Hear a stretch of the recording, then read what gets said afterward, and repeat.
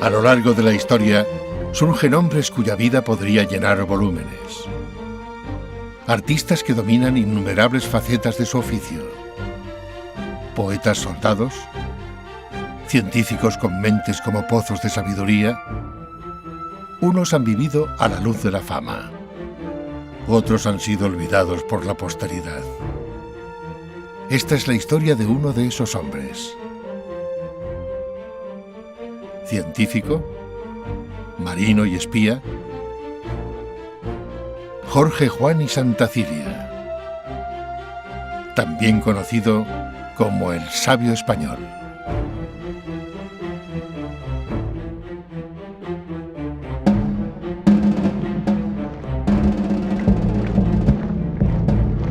(1713) Los tratados de Utrecht ponían punto final a la Guerra de Sucesión Española. El rey Felipe V regulaba el acceso de las mujeres al trono de España. Se fundaba la Real Academia de la Lengua.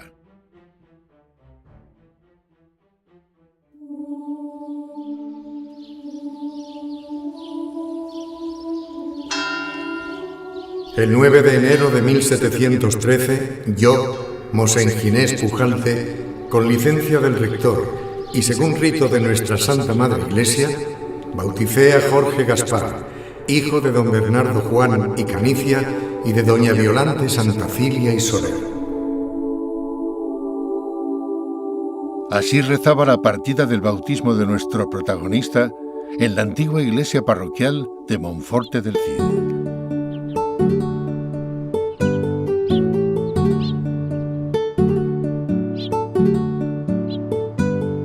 Cuatro días antes, la víspera de la Noche de Reyes, Jorge Juan y Santa Cilia venía al mundo en la finca paterna del Fondonet, en el término del pueblo alicantino de Novelda.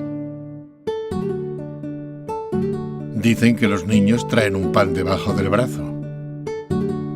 Como se vio en los momentos difíciles, Jorge Juan vino cogido de la mano de la fortuna.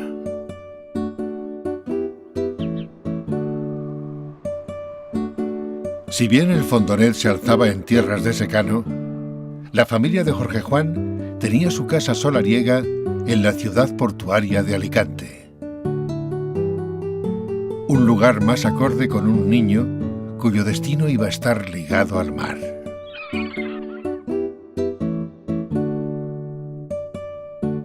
Su padre había servido como capitán de artillería contra las escuadras de Holanda y de Inglaterra.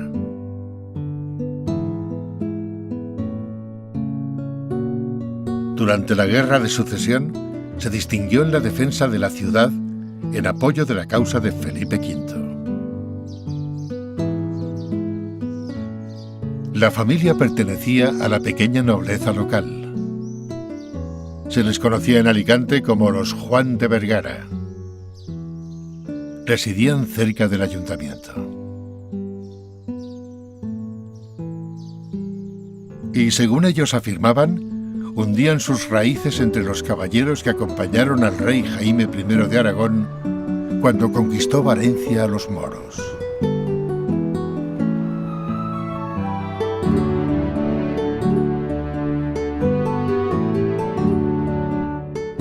A todo ello se debía sumar una política de enlaces matrimoniales muy rentable.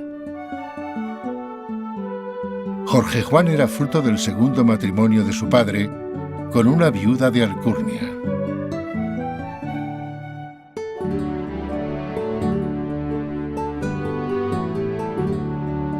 La desposada era natural de la villa de Elche y había aportado 6.000 ducados de dote, una pequeña fortuna. Ambos cónyuges ya tenían hijos en el momento de casarse. De modo que Jorge Juan llegó a conocer 8 hermanos, de los que solo 2 compartían con él ambos progenitores. El menor de todos ellos tuvo la desgracia de no llegar a conocer a su padre. Cuando Jorge Juan no contaba todavía 3 años, su padre fallecía. Su madre se hallaba embarazada en aquellos momentos.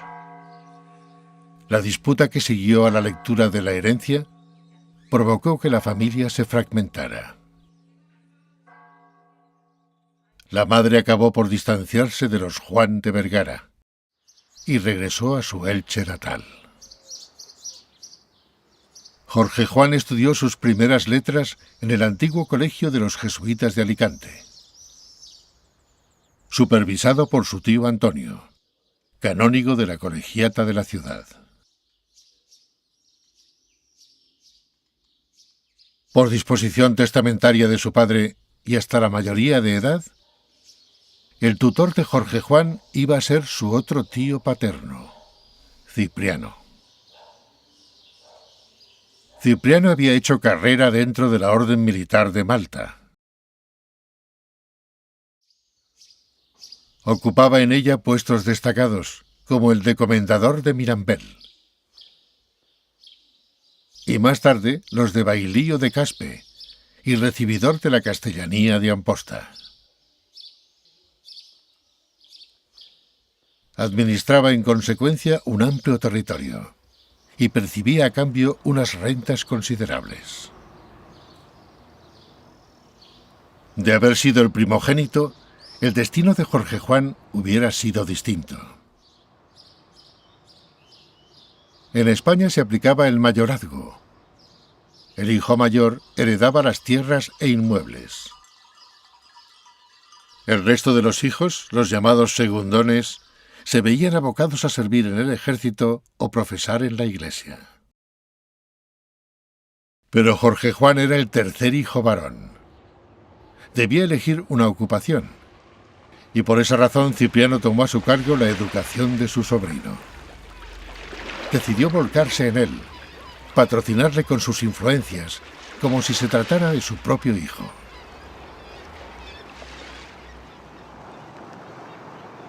Estamos en La Valeta, la capital de Malta. Durante siglos, esta fue una de las plazas fuertes más poderosas del Mediterráneo.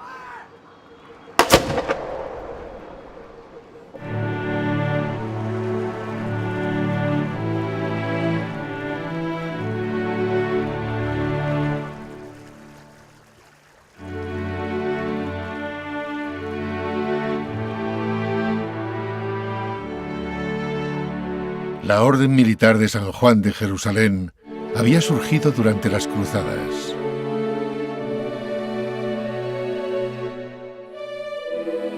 Brindaba protección y auxilio humanitario a los peregrinos cristianos en Tierra Santa.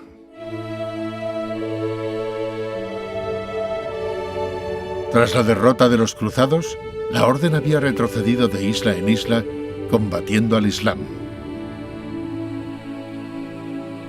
A cambio del tributo simbólico de un halcón, el emperador Carlos I de España les había cedido la isla de Malta. Y los caballeros de San Juan habían adoptado el nombre de su nueva patria. Si los caballeros de Malta habían defendido en el pasado la cristiandad con sus lanzas, ahora lo hacían con la artillería de sus naves. Eran enemigos muy temidos por turcos y corsarios berberiscos.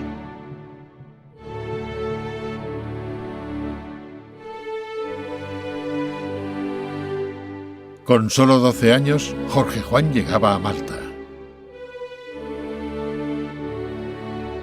Antes, para preparar su futuro en la orden, su tío Cipriano le había hecho estudiar gramática latina en Zaragoza.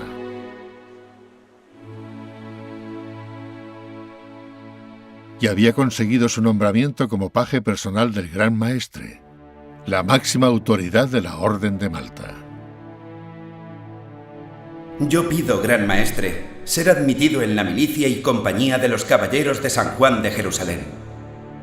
¿Tenéis firme ánimo de defender la Iglesia de Dios y nuestra fe católica en todo caso, aunque sea con peligro de la vida? Prometo defenderla en cuanto pueda con mi persona, y en toda ocasión y tiempo. Vuestra demanda es de mucha importancia. y no suele concederse sino a los que por su antiguo esplendor de sangre se hacen dignos. Pero habiéndonos informado de vuestra nobleza, virtud y calidades honradas de vuestra persona, por ventura se os concederá vuestra súplica. Los requisitos en el siglo XVIII para el ingreso en la Orden de San Juan o en la Orden de Malta no habían variado radicalmente de los que se venían exigiendo en los siglos anteriores, incluso en el siglo XII. Tal vez un poco adaptados a los nuevos tiempos, pero básicamente los mismos. De manera que la Orden de Malta lo que busca es un joven que se pueda formar. Es rarísimo el caso de vocaciones tardías, también las hay.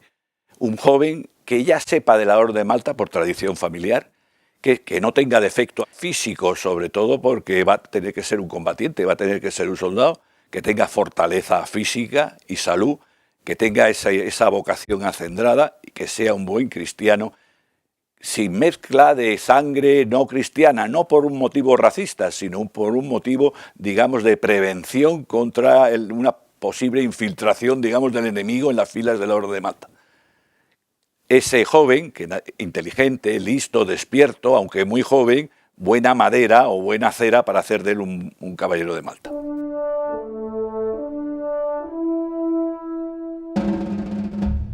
Corría el año 1732 y Jorge Juan se encontraba de nuevo en Alicante.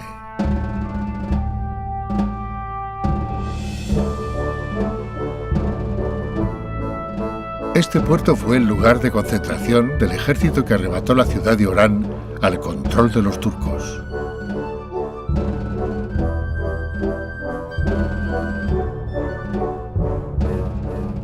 Jorge Juan tenía ya 19 años. Había sido nombrado comendador de Aliaga por la Orden de Malta y servía como subbrigadier de guardiamarinas en el navío español Castilla, de 60 cañones. Como miembro de la Orden de Malta, Jorge Juan había tenido que correr caravanas, es decir, participar en campañas contra los corsarios berberiscos.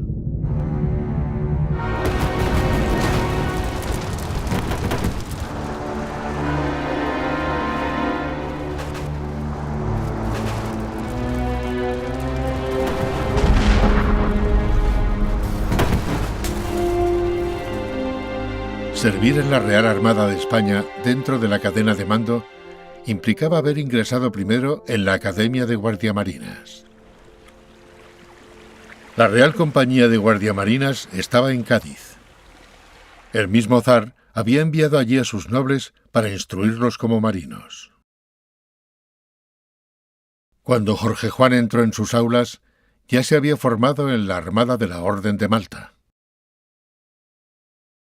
y traía una fuerte base náutica y matemática.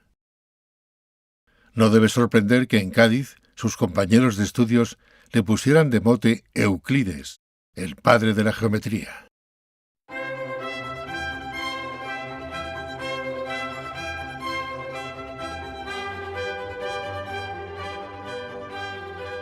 La época de Jorge Juan es conocida como el siglo de las luces.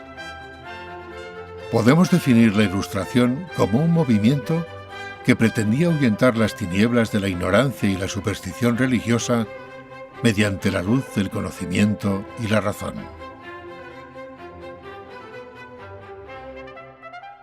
Los reyes europeos podían estar convencidos de ceñir la corona por la gracia de Dios, pero reconocían las ventajas de una corriente que ponía su fe en el progreso material y las ciencias aplicadas. En España, las universidades estaban controladas por la Iglesia Católica, que predicaba desde ellas su concepto del mundo, ajeno a las nuevas ideas. Los conocimientos científicos prácticos, propios de la Ilustración, eran impartidos por instituciones de la corona. Academias que estaban vinculadas a las Fuerzas Armadas, como ocurría con la de Guardiamarinas.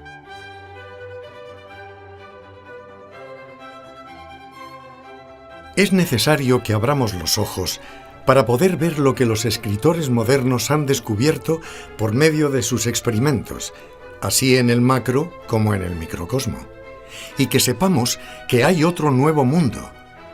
¿Por qué, para un fin tan santo, útil y provechoso como adelantar el conocimiento de las cosas naturales, no habían de hincar el hombro todos los señores de la nobleza? ¿Por qué, pues, no se adelantará y promoverá este género de estudios? ¿Por qué, para poderlo conseguir, no se fundará en la corte del rey de España una academia real, como la hay en la del rey de Francia, en la del de Inglaterra y en la del señor emperador?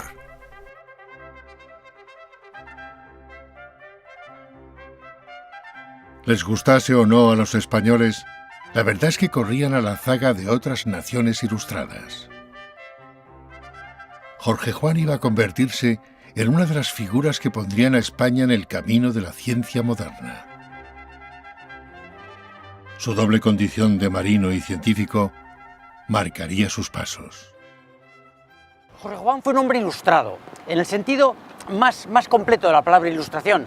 No solo era un marino de guerra, que era un marino de guerra, era también un marino matemático, reflexivo, estudiaba hasta la botánica o las minas, los minerales, ¿no? Es un buen ejemplo de lo que en España cundió desde la época incluso muy anterior de los grandes navegantes, la idea de que el marinero no es solo alguien que está en el mar para llegar de un sitio a otro, sino para comprender las leyes que rigen ese movimiento. Eso no se ha perdido. Todavía hoy los planetarios más usados son los de las escuelas de marina, curiosamente. Ahora tenemos planetarios recreativos en museos y en otros sitios, pero sigue siendo una herramienta estupenda para formar nuevos marinos, ya desde la época de Jorge Juan, hace más de 2 siglos y pico. 1735. El infante don Carlos de España reinaba sobre Nápoles y Sicilia. El meteorólogo George Halley relacionaba los vientos con la rotación de la Tierra. Johann Sebastian Bach componía su oratorio de la Ascensión. El 7 de julio de 1735, Jorge Juan desembarcaba en Cartagena de Indias, en la actual Colombia. Su tío Cipriano había financiado su viaje. Esta sería la última vez que pudiera ayudar a su sobrino antes de morir. La razón que llevaba a Jorge Juan al nuevo continente era cumplir una misión de la corona. Iba a colaborar en la solución de una controversia científica que venía de antiguo y tenía un carácter internacional. En el siglo XVIII se sabía que la Tierra era redonda, pero no se conocía su forma con precisión. En Inglaterra, el científico Isaac Newton había postulado la ley de la gravitación universal y dedujo de ella que la Tierra estaba achatada como una sandía.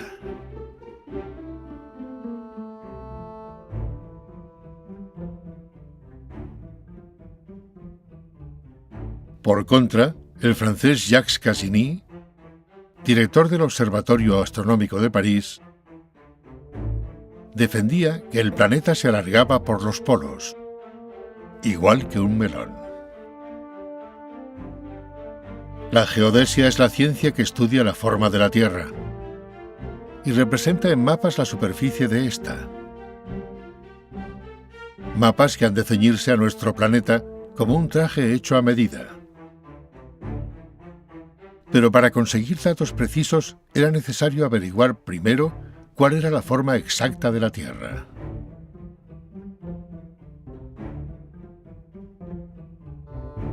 La precisión geodésica determina que la cartografía sea fiable. El sistema de satélites GPS utiliza mapas que deben ceñirse con exactitud a las proporciones exactas del planeta.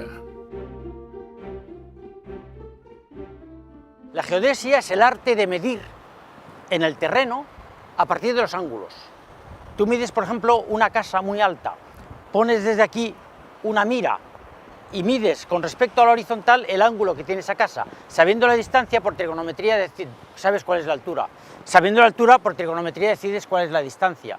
Y esto se utiliza muy fácilmente en grandes extensiones cuando tienes un punto fijo sobre el cual observar otras direcciones, otros ángulos y poder medir distancias con una precisión grande. A ojo, no es difícil.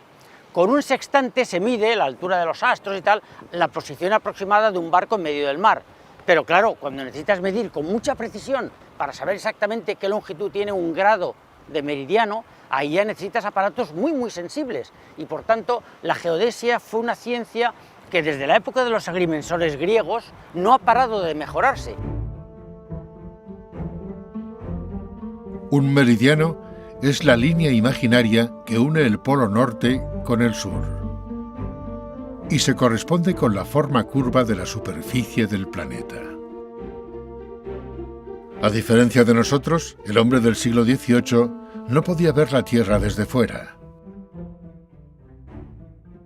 La única manera de confirmar su aspecto real era comprobar cómo variaba la circunferencia terrestre. Comparar cómo se curvaba un meridiano cerca de los polos y en el ecuador. Para determinar la forma de la Tierra, la Real Academia de Ciencias de París resolvió enviar 2 expediciones geodésicas. Una de ellas mediría el arco de un meridiano a la altura del Círculo Polar Ártico, en Laponia.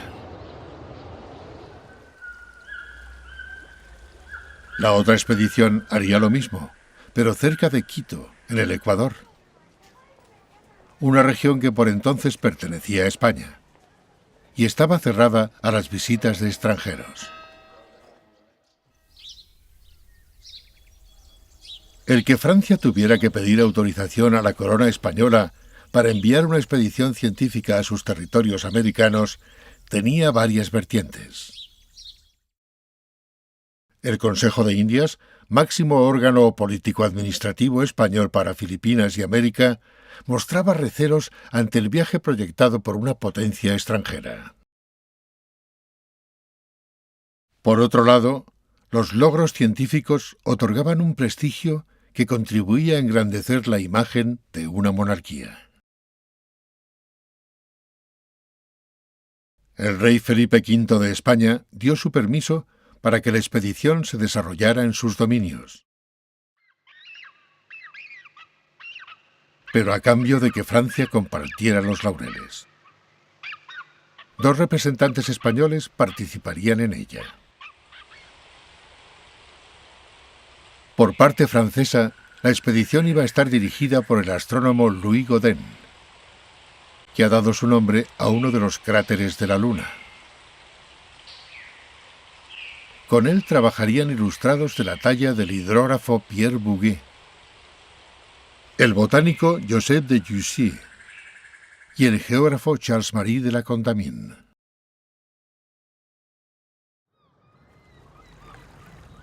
Un nutrido grupo de científicos y técnicos especializados en otras disciplinas viajaría con ellos.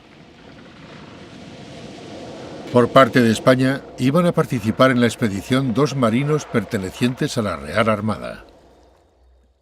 De entre los posibles candidatos, Jorge Juan y Santa Cilia fue uno de los elegidos. El otro sería el sevillano Antonio de Ulloa. Ambos mantendrían una amistad de por vida.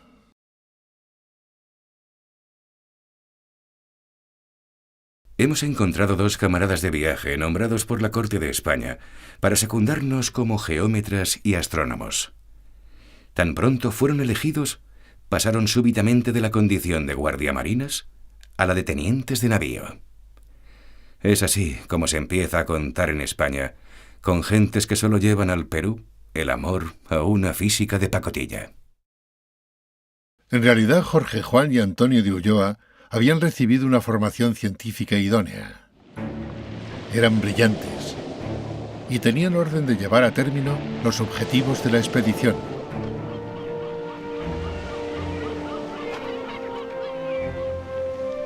Aunque los eminentes científicos franceses se retirasen antes de tiempo. Españoles y franceses se reunieron en Cartagena de Indias. Desde allí emprendieron viaje a la cordillera de los Andes.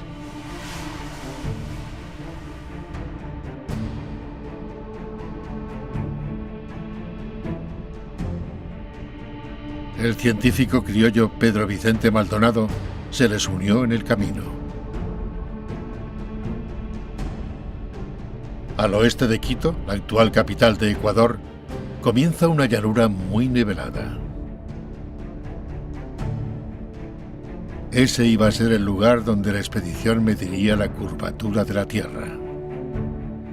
Una extensión inmensa, rodeada de altas montañas, que había que triangular con un instrumental rudimentario.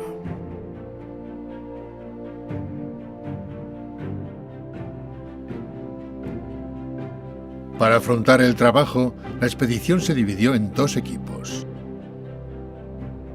Ambos medirían el mismo trayecto, pero marchando en sentido contrario. Luego cotejarían sus resultados. Jorge Juan se incorporó como matemático al equipo de Godin. Pasó a ocupar un puesto destacado en una expedición donde el trabajo de cálculo era fundamental.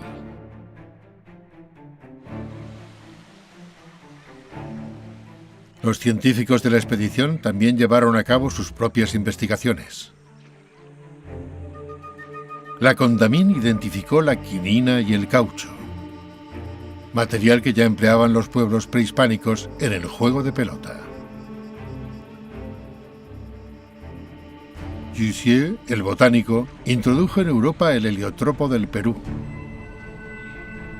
planta ornamental que se usa además contra el paludismo y las úlceras gangrenosas. Antonio de Ulloa dio a conocer el platino, que bautizó como Platino del Pinto, por el nombre del río colombiano donde lo encontró. Como oficiales navales, Jorge Juan y Antonio de Ulloa trabajaron en mejorar las defensas de Lima, la capital del Perú, y las de Guayaquil en el actual Ecuador. También patrullaron las costas del Mar del Sur al mando de dos mercantes armados. Los dos españoles se encontraban en estos cometidos cuando los franceses dieron por finalizada su expedición. La Condamine, Bouguer y otros miembros del equipo regresaron a Europa. Siguiendo sus órdenes originales, Jorge Juan y Ulloa continuaron midiendo el meridiano hasta concluir su parte del trabajo. Los datos para sentenciar cuál era la verdadera forma de la Tierra estaban completos.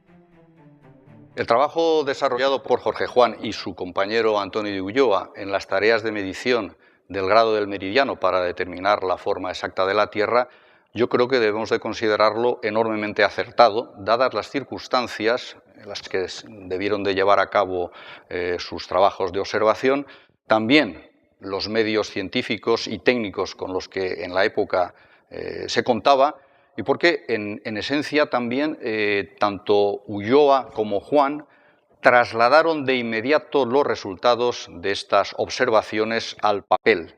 Quiere ello decir que se conoció de manera inmediata, en 1748, se conocieron los resultados científicos de la expedición. Los franceses tardarían muchísimos años en hacer lo mismo. En consecuencia, desde mi punto de vista, el trabajo desarrollado por Jorge Juan, los resultados de esa expedición geodésica a los reinos del Perú, fue perfecto, fue excelente, insisto, dadas las circunstancias, las condiciones de trabajo y los medios de que disponía.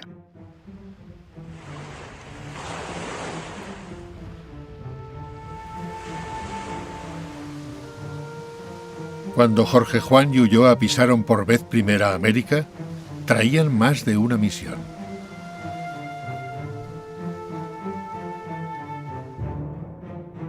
Eran marinos de guerra. Estaban cualificados para distinguir si sus compañeros franceses actuaban como simples científicos o como espías.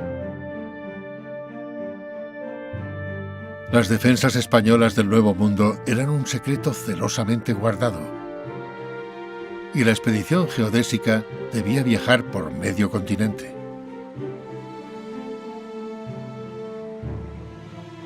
Además de vigilar a los científicos franceses, Jorge Juan y Antonio de Ulloa trabajarían como agentes de inteligencia. Los informes de América que llegaban a la corona española eran insuficientes y con frecuencia sesgados por intereses particulares. Jorge Juan y Antonio de Ulloa debían tomar registro de las carencias y problemas que encontrasen en la América española.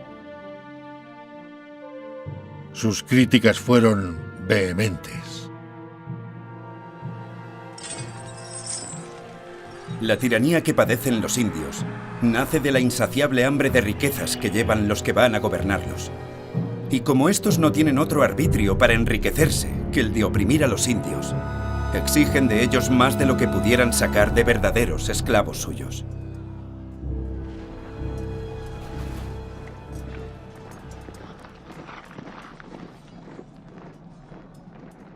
Ni el honor, ni la conciencia, ni el temor, ni el reconocimiento de verse mantenidos por el soberano con salarios muy crecidos sirven de estímulo en aquellos países para guardar lo que es de obligación a cada uno. Y así está manteniendo el rey muy generosamente a sus mayores enemigos.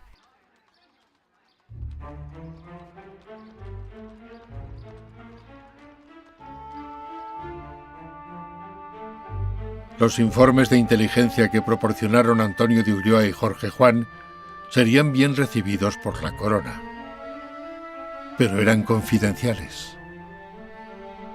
Sus noticias secretas de América no vieron la luz hasta la independencia de las colonias españolas y se publicaron por primera vez en Inglaterra.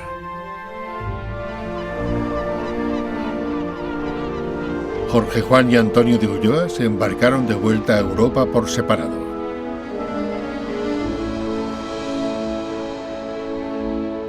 Para evitar que su trabajo se perdiera en el mar, cada uno de ellos llevaba consigo una copia completa de sus escritos. 9 años después de su llegada, dejaban América.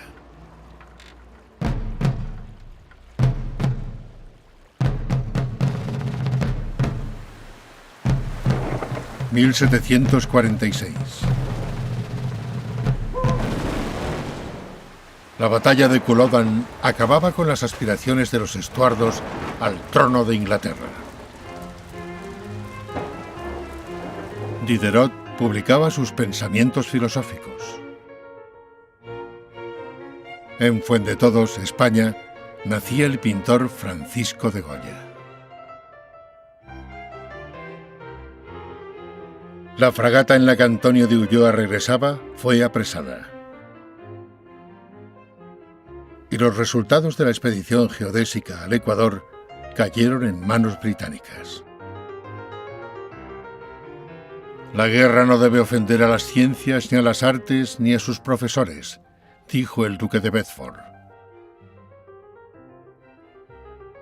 Los ingleses liberaron a Ulloa y lo nombraron miembro de la Royal Society.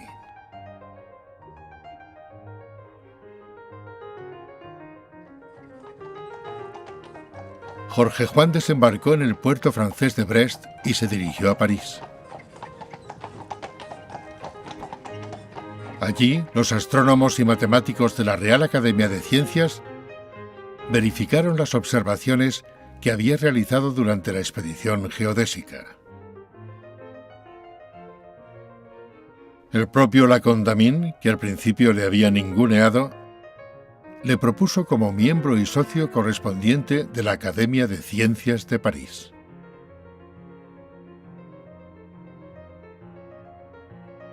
Para Jorge Juan y Antonio de Ulloa, el regreso a España resultó descorazonador. Su labor científica no despertaba interés.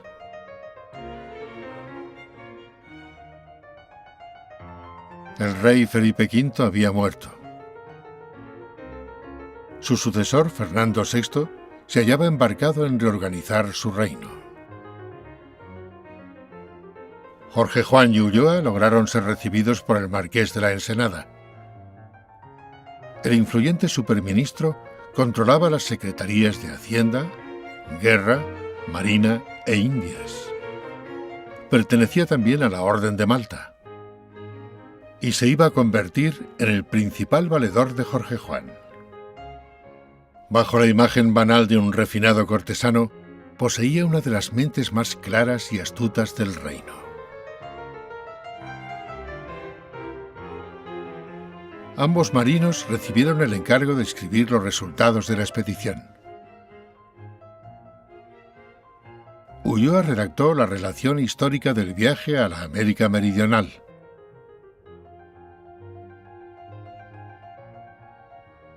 Y Jorge Juan recogió sus conclusiones científicas en el libro Observaciones astronómicas y físicas hechas de orden de Su Majestad en los reinos del Perú, de las cuales se deduce la figura y magnitud de la Tierra. Para su publicación contaron con el patrocinio del Marqués de la Ensenada.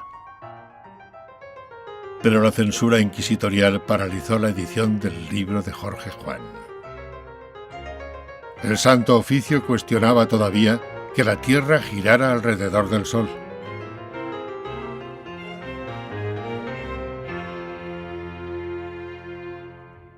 Para vencer su oposición, Jorge Juan se vio obligado a recabar apoyos entre otros personajes influyentes de la corte. Aún así, solo consiguió publicar su libro presentando el movimiento del planeta como si se tratara de una hipótesis. Pero lo hizo de tal modo que ningún científico pensó que él se lo creyera.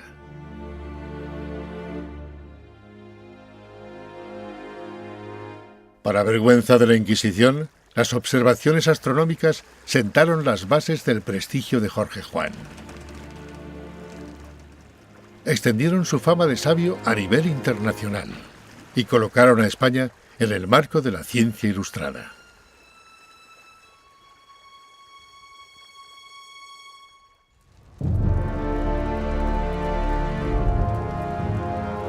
Durante la estancia de Jorge Juan en América, España e Inglaterra habían entrado en guerra. Paz con todos, guerra con ninguno. Ese era el lema que Fernando VI de España deseaba para su reinado. El Tratado de Aquisgrán le permitió conseguirlo.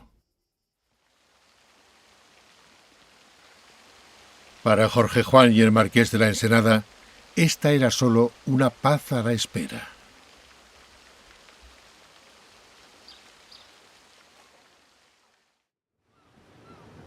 En marzo de 1749, Jorge Juan llegaba a Londres. Le acompañaban 2 guardiamarinas con la excusa de ampliar sus estudios de matemáticas.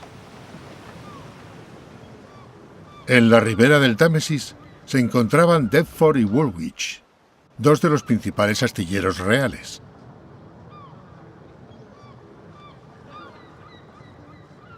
El Marqués de la Ensenada había ordenado a Jorge Juan que espiara la construcción naval británica. Ensenada comisiona a Jorge Juan una instrucción reservada. Esa instrucción reservada tiene del orden de 30 encargos de diversas áreas.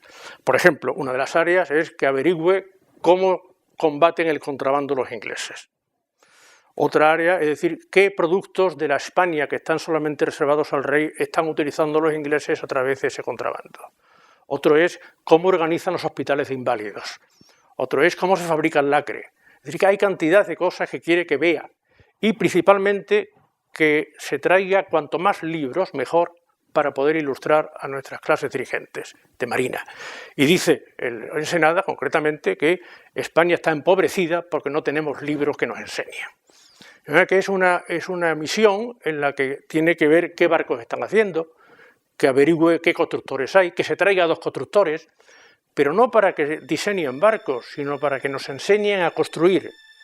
Es muy curioso porque dice, para que enseñen a los marinos españoles el arte de fabricar.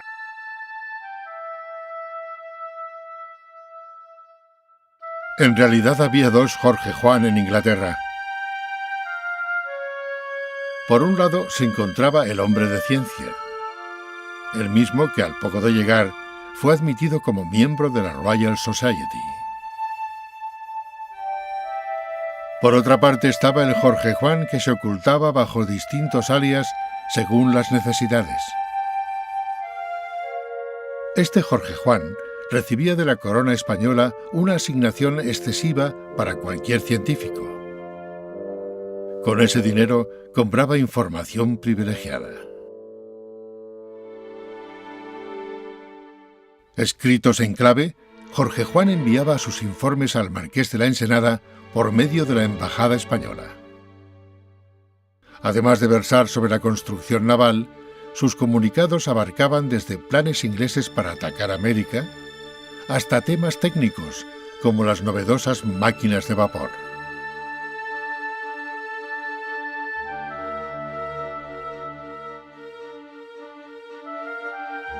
El principal colaborador de Jorge Juan fue un sacerdote católico irlandés, el padre Lynch.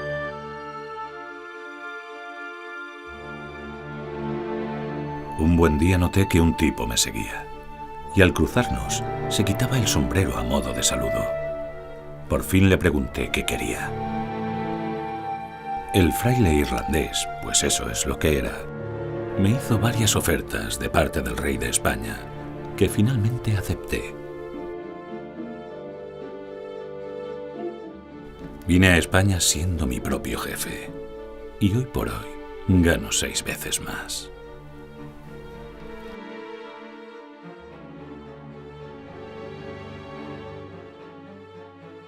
Cuatro destacados constructores navales y más de 50 técnicos de primer orden fueron reclutados por Jorge Juan y trasladados a España con sus familias.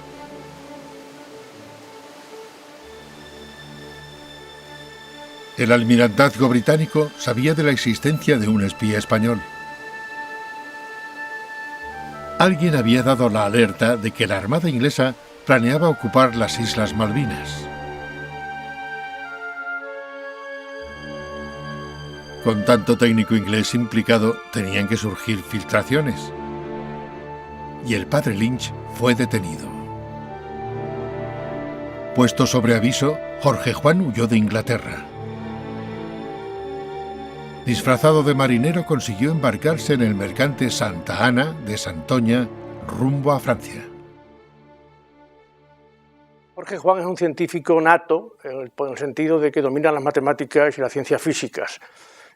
Conecta enseguida con las sociedades inglesa y francesa y percibe, ve y comprueba por sus contactos cómo la aplicación de la matemática y de la ciencia física, la mecánica concretamente, a las obras de ingeniería, las obras civiles y a los barcos, tiene éxito y realmente salen barcos mejores.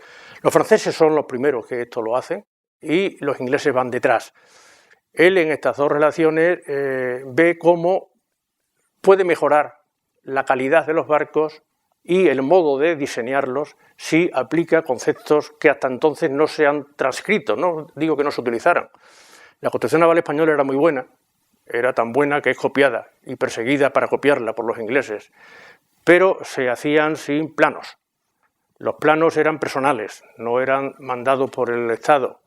Jorge Juan organiza el que esto se haga de una manera estable y general para toda España, con la ventaja que tiene un plano, que es que el mismo plano se puede fabricar en Ferrol, en Cartagena o en Cádiz simultáneamente, mientras que el plano personal lo hacían en cada astillero.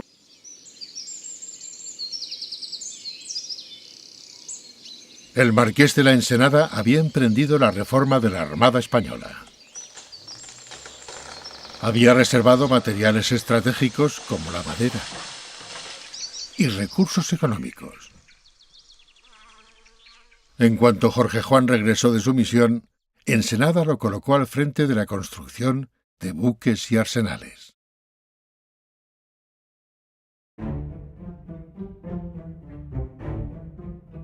Jorge Juan iba a actuar como lo haría un director general, fijando objetivos y planificando el esfuerzo para lograrlos.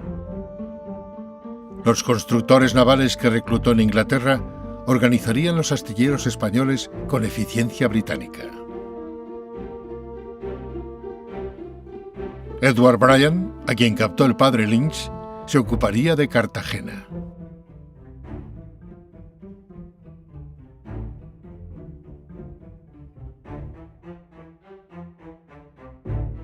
Jorge Juan diseñó para su astillero los diques de reparaciones más avanzados del Mediterráneo.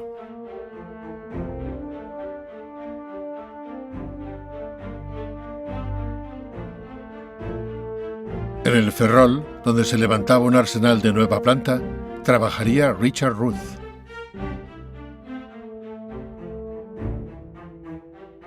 Matthew Mullan se haría cargo de la construcción naval en las instalaciones de La Carraca, en Cádiz.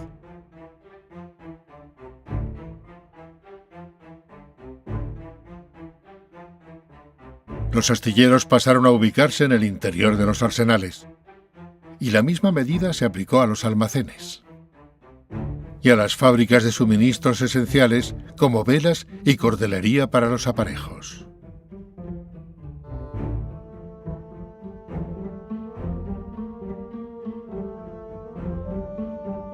Durante su misión en Inglaterra, Jorge Juan se había hecho con los planos del navío de línea Culloden.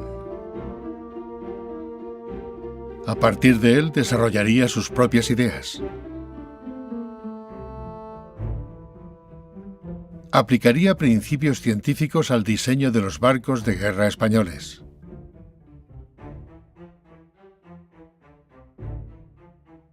Sus innovaciones serían conocidas como el Sistema Jorge Juan. El denominado Sistema Jorge Juan, impropiamente conocido como sistema inglés, tiene su base precisamente en la necesidad de modificar el sistema constructivo español vigente hasta la fecha. Este descansaba en los planteamientos de Antonio de Gaztañeta, un vasco que construía los barcos de una manera excesivamente maciza, por tanto eran barcos muy pesados, poco maniobreros y lentos en su desplazamiento.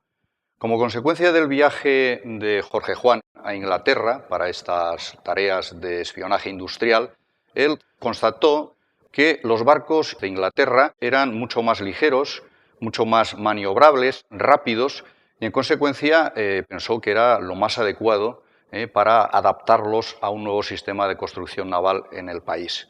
A su regreso decidió alterar lo que hasta ese momento había sido el sistema tradicional de construcción. En ese sentido, intentó aplicar tanto la práctica como la teoría, utilizando maquetas a escala y reuniendo a todos los constructores que había traído desde Inglaterra. Durante 9 meses, en el año 1752, en Madrid, elaboró una serie de planos donde dio cabida a todos los tipos de buques que se podían construir, así como a todas las piezas, elaborando un sistema, digamos, de construcción uniforme que pudiera ser aplicado en todos los arsenales sin ningún tipo de dificultad.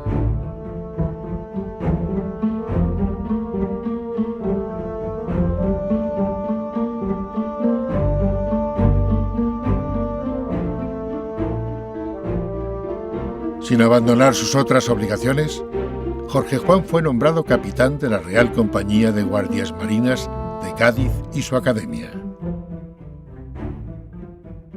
Si las naves debían construirse ajustándose a métodos científicos, la oficialidad tendría también una instrucción científica.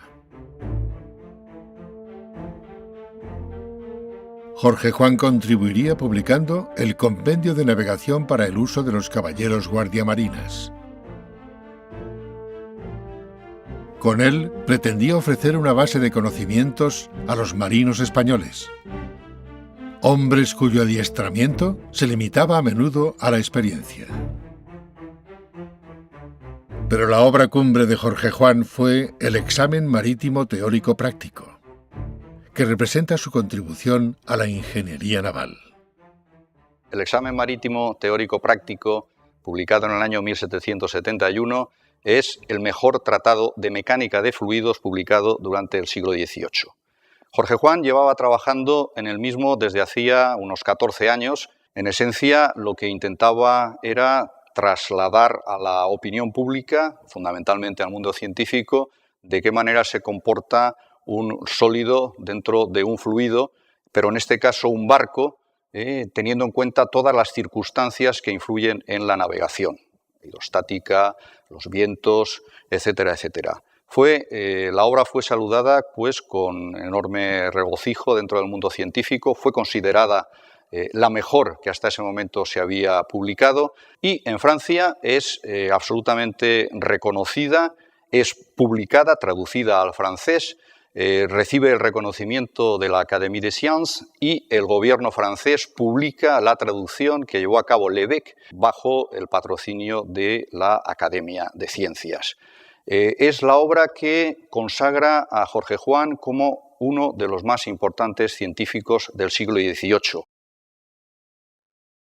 La labor de Jorge Juan en la reforma naval resolvió problemas de modernización, construcción y formación. En menos de una década, España contaba con 47 navíos, de los 60 que se había propuesto como meta. Por su parte, Inglaterra disponía de más de un centenar. Pero si se aliaban dos monarquías borbónicas, tan grandes como Francia y España, sus flotas unidas podrían enseñarle los dientes a Inglaterra. Al peligro español había que cortarle la cabeza.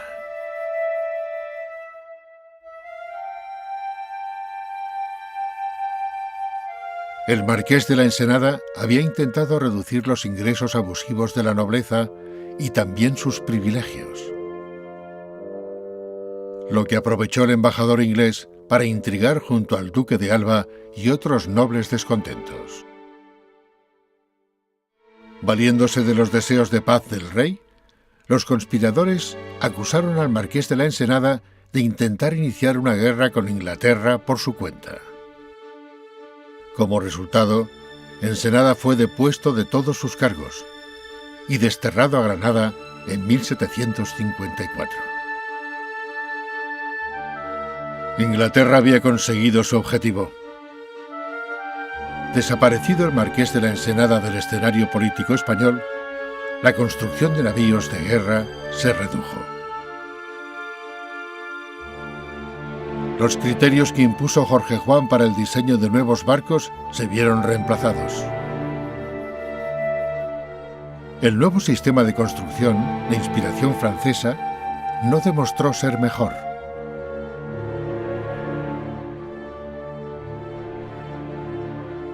Años después, Jorge Juan escribiría: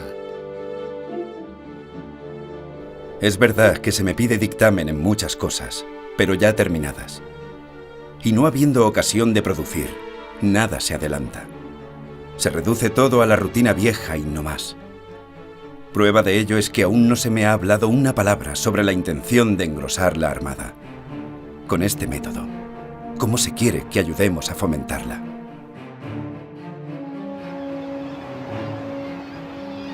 Jorge Juan nunca volvería a tener tanto peso en España como lo tuvo con el marqués de la Ensenada.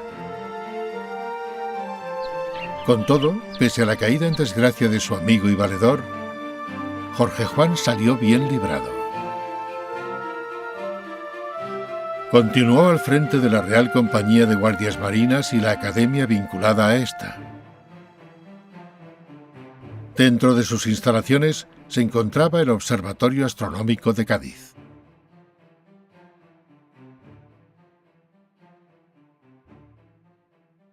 Jorge Juan lo había fundado con Louis Gaudin como director. Gaudin era el mismo astrónomo francés que había encabezado la expedición geodésica al Ecuador, y el observatorio era uno de los más avanzados de Europa.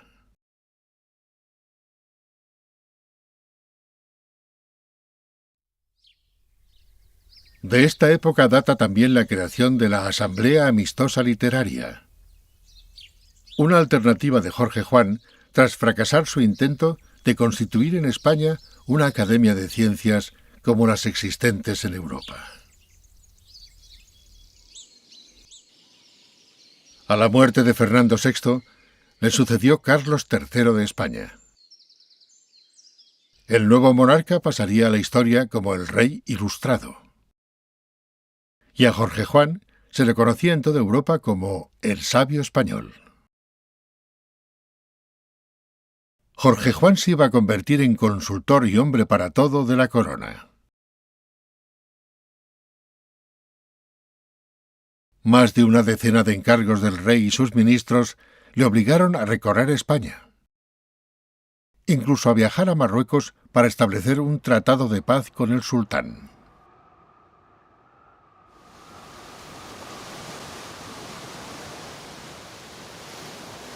A su regreso, Jorge Juan se hizo cargo del Real Seminario de Nobles de Madrid, una prestigiosa escuela ilustrada donde la aristocracia de la sangre y el dinero educaba a los suyos.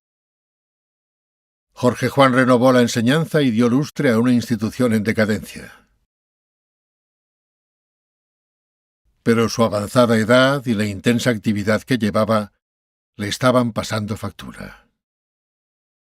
La salud de Jorge Juan va a empezar a resentirse en el último tercio de su vida. En 1762, estando en Ferrol, va a sufrir una serie de cólicos biliosos convulsivos de nervios, que es como lo denomina su secretario Miguel Sanz. Esto va a determinar que vaya quedando progresivamente incapacitado de las manos y que continuamente tenga que solicitar permiso para ausentarse de sus ocupaciones e ir a reponerse a baños como los de Busot, Safedón o Trillo. Estos ataques se le van a reproducir de una forma constante cada vez más a menudo. En 1772 es ya director del Seminario de Nobles y continuamente tiene que abandonar sus ocupaciones y solicitar permiso para trasladarse a Alicante a reponerse. Pasa prácticamente todo el año en Alicante haciendo esporádicos viajes a Madrid.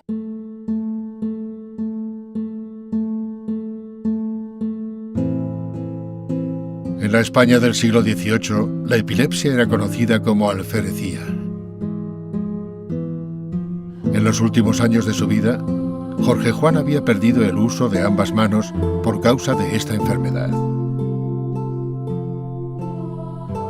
Se hallaba en su casa de Madrid cuando sufrió un nuevo ataque, que se complicó de forma fatal. Corría junio de 1773.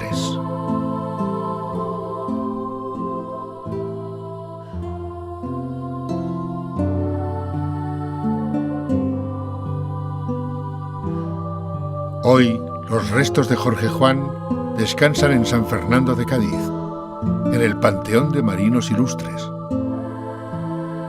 junto a sus amigos Antonio de Ulloa y el Marqués de la Ensenada.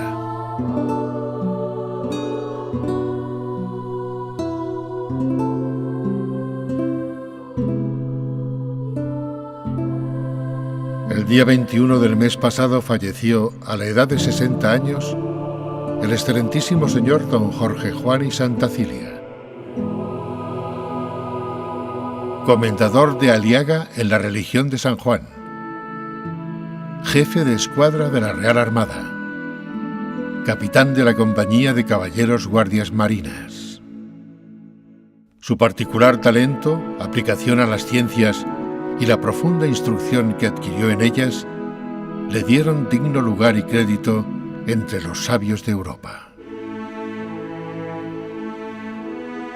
Era conciliario de la Real Academia de San Fernando de esta corte, miembro y socio correspondiente de la de Ciencias de París y académico de la Real Sociedad de Londres y Academia de Berlín. Finalmente, el notorio adelantamiento que han tenido bajo su dirección los arsenales, diques y otras obras de marina acreditan haber sido un vasallo muy útil al rey y a la patria, y que hace honor a nuestro siglo.